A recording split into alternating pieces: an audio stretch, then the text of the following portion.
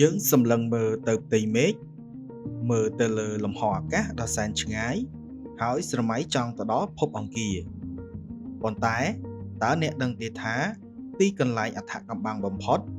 និងគួរឲ្យខ្លាចបំផុតដែលមិនសូវមាននរណាស្គាល់នោះគឺស្ថិតនៅខាងក្រោមជើងរបស់យើងនេះឯងនោះគឺជាសមុទ្រទឹកសមុទ្រគ្របដណ្ដប់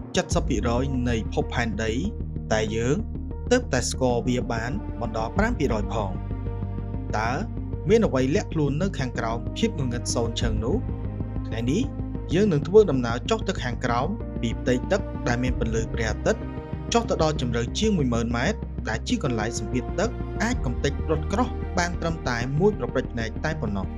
ត្រៀមខ្លួនហើយឬនៅដកដង្ហើមឲ្យវែងព្រោះយើងនឹងមុជចុះឥឡូវនេះយើងចាប់ផ្ដើមនៅជម្រៅ10 ម៉ែត្រក្រោមផ្ទៃទឹកវាជាតំបន់ពោពេញដោយជីវិតពន្លឺព្រះអាទិត្យនៅតែអាចជះចូលបានយ៉ាងពេញលេញបង្កើតបានជាសួនការថ្មដ៏ស្រស់ស្អាតមួយ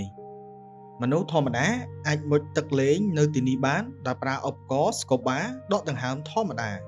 សម្ពាធទឹកនៅទីនេះមានកម្រិតពីបរិយាកាសដែលធ្វើឲ្យត្រចៀកយើងចាប់ផ្ដើមមានអារម្មណ៍ថាងឿងបន្តិចយើងចូលដល់ជម្រៅ50 ម៉ែត្រចុះដល់50 ម៉ែត្រពន្លឺចាប់ផ្ដើមថយចុះ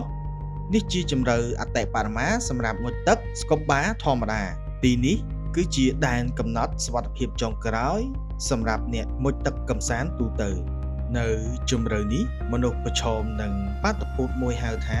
Nitrogen Narcosis ការស្រវឹងអាស៊ូតដោយសារសម្ពាធទឹកខ្ពស់ឧស្ម័នអាស៊ូតចូលទៅក្នុងឈាមធ្វើឲ្យអ្នកមុជទឹកមានអារម្មណ៍ថាដូចជាស្រវឹងស្រាវង្វេងវង្វាន់ដែលអាចបណ្ដាលឲ្យមានគ្រោះថ្នាក់ដល់ជីវិតប្រសិនបើមិនមានការហ្វឹកហាត់ត្រឹមត្រូវនៅទីនេះយើងសង្កេតឃើញថាមានត្រីឆ្លាមសដ៏ធំដែលអ្នកមុជទឹកបានប្រទះឃើញជាញឹកញាប់នៅជម្រៅនេះបានគេប្រទះឃើញថាសម្បូរទៅដោយត្រីជាច្រើនប្រភេទយើងបន្តចុះមកដល់100 ម៉ែត្រទីនេះជាតំបន់ Twilight Zone កាលពីឆ្នាំ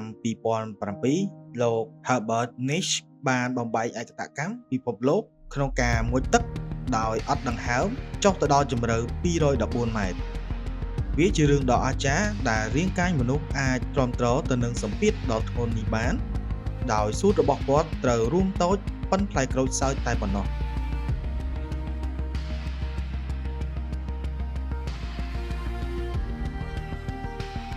ឥឡូវយើងចុះមកដល់ជម្រៅ 500 ម៉ែត្រភាពងងឹតចាប់ផ្ដើមគ្របដណ្ដប់នេះជាជម្រៅដែលត្រីបាឡែនខៀវ Blue Whale ដែលជាសត្វធំបំផុតលើពិភពលោកអាចមុជចុះមកដល់នៅទីនេះយើងបានរកឃើញត្រីចម្លែកមួយប្រភេទគឺជាត្រីក្បាលខ្លាដែលភាសាអង់គ្លេសហៅថា Barrelite Fish ដែលបានរកឃើញនៅឆ្នាំ 1939 វាមានក្បាលថ្លាដូចកញ្ចក់មើលធ្លុះដល់ក្នុងហើយមានផ្នែកពណ៌បៃតងចំនួន2អាចវិលឡើងលើដើម្បីមើលស្រមោលចំណីរបស់វាក្នុងទីតាំងងងឹតនៅក្នុងឆ្នាំ 1938 អ្នកនេសាទបានចាប់បានប្រភេទត្រីមួយដែលជាត្រីបុរាណមានឈ្មោះថាត្រីបុរាណសេឡាកង់វាជាប្រភេទត្រីដែលមានអាយុកាល65លានឆ្នាំមុនសម័យ Dinosaur វាត្រូវបានគេប្រទះឃើញថាវាត្រូវបានរស់នៅក្រោមបាតសមុទ្រជម្រៅ 500 ម៉ែត្រចុះមកដល់ 1000 ម៉ែត្រសូមស្វាគមន៍មកកាន់តំបន់ពាក់កណ្ដាលអាធ្រាត្រ Midnight Zone ចាប់ពីទីនេះតទៅភាពងងឹតគឺគ្របដណ្ដប់ 100% សម្ពាធទឹកនៅទីនេះគឺស្មើនឹងមានរថយន្ត2គ្រឿងសង្កត់លើម្រាមជើងរបស់អ្នកអញ្ចឹងដើម្បីរស់នៅក្នុងទីងងឹតសត្វភាគច្រើនបានវិវត្តខ្លួនឲ្យមានរូបរាងគួរឲ្យខ្លាចនេះគឺជាត្រីបិសាច Anglerfish ដែលបានរកឃើញនៅឆ្នាំ 1864 វាមានធ្មេញស្រួចប្រចុះគ្នា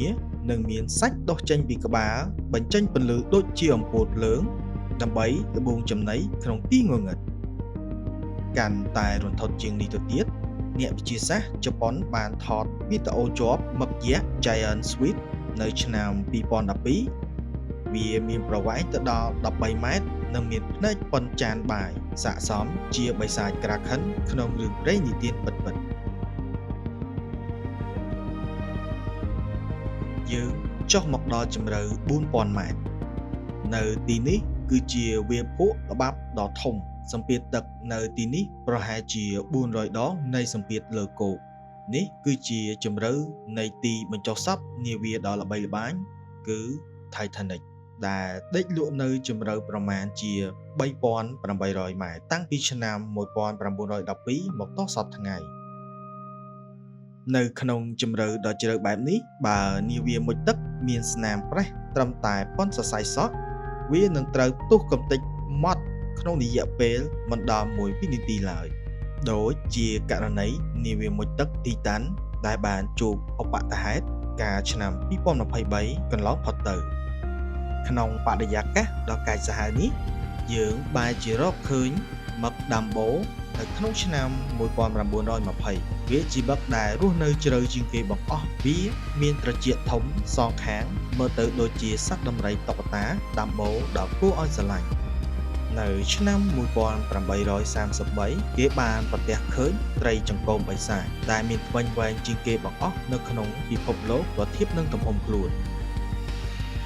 ចុះមកដល់ជម្រៅ 6000 ម៉ែត្រទៅ 8000 ម៉ែត្រទីនេះគឺជា Handal Zone ដែលដាក់ឈ្មោះតាមព្រះនៃឋាននរករបស់ក្រិចគឺ Hades នៅទីនេះគឺជាតំបន់អន្លង់សមុទ្រជ្រៅៗសម្ពាធទីនេះគឺកើនឡើងដល់800បរិយាកាសដែលអាចកំទេចរត់ក្រោះបានត្រឹមតែមួយប្រពេចភ្នែកអស់ជាច្រើនទសវត្សរ៍អ្នកវិទ្យាសាស្ត្រធ្លាប់គិតថាគ្មានសត្វណាអាចរស់នៅក្រោមសម្ពាធនេះបានទេប៉ុន្តែនៅឆ្នាំ2014បាននឹងគេថតជាប់ត្រីខ្យង Marina តើវារស់នៅនឹងសម្ពាធនេះបានដោយរបៀបណាត្រីនេះគ្មានស្រកាទេសាច់របស់វាគឺថ្លាថ្លាពណ៌ផ្កាឈូកមើលទៅធ្លុះគ្រឿងក្នុងហើយរាងកាយរបស់វាមានសារធាតុគីមីពិសេសអាចការពារកោសិកាមិនឲ្យកំទេចបានកាន់តែអស្ចារ្យទៅទៀតនោះនៅក្នុងឆ្នាំ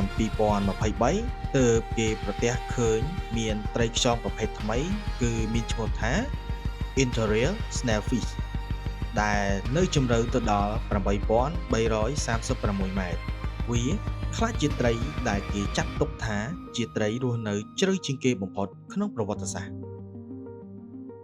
ចុះមកដល់ជម្រៅជ្រៅជាងគេគឺ10000 ម៉ែត្រ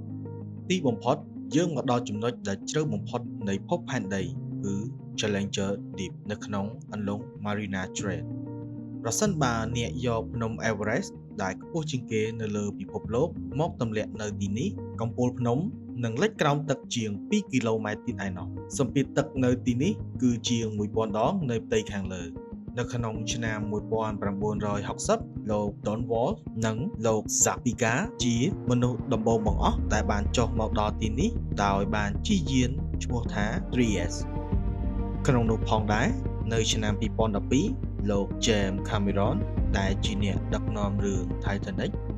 បានចុះមកដល់ទីនេះដែលមានជម្រៅទៅដល់1908 ម៉ែត្របន្ទាប់មកនៅឆ្នាំ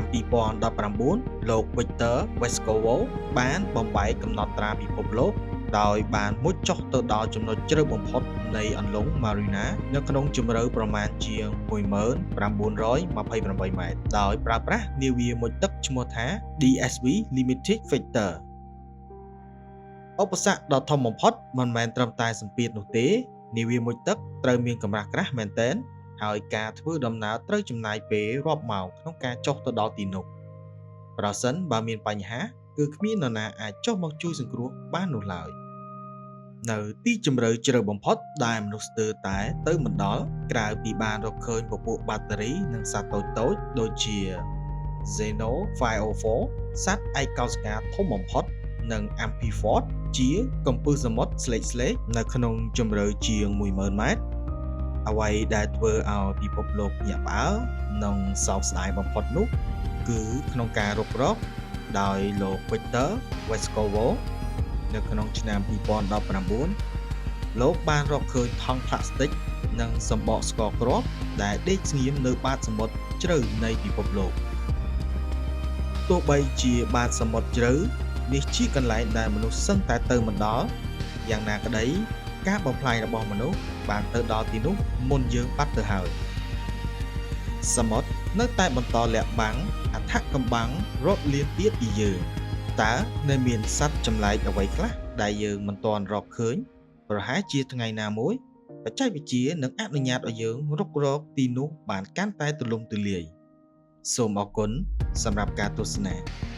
កុំភ្លេចចុច Subscribe និងសញ្ញាកណ្ដឹងដើម្បីតាមដានវីដេអូអត្ថកម្បាំងបន្ទាប់